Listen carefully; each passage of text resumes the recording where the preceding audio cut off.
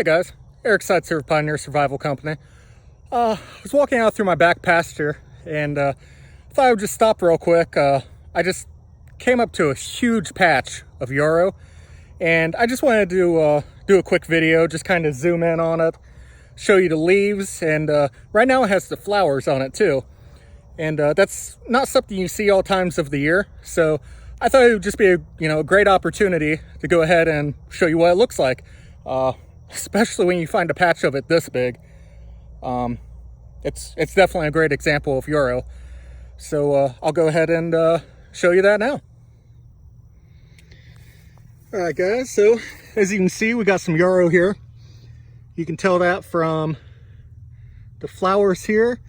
And the way I usually tell it, this is the easiest way for me, is the leaf. I think it kind of, I don't know, resembles a fish skeleton in a way.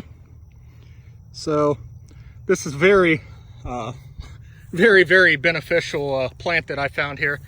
And I mean, you can just look at how much I have growing right here in my back pasture. Some of the uses of yarrow, it basically stops bleeding, so you can just, well, kind of, let me find a good piece here. You can just kind of, maybe, my hands are so sweaty I can't really do it, especially one-handed, but you can just kind of crush it up, get it almost like a poultice, and then you can actually pack that right in your wound, and that will actually stop the bleeding.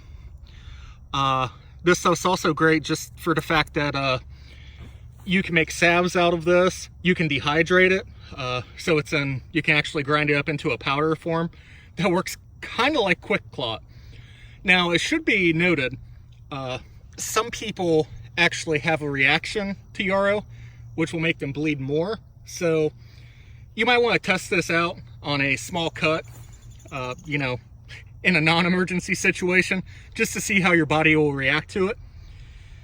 But yeah, definitely a great resource right here, and everybody should just be keeping an eye out for stuff like that right in their own backyards.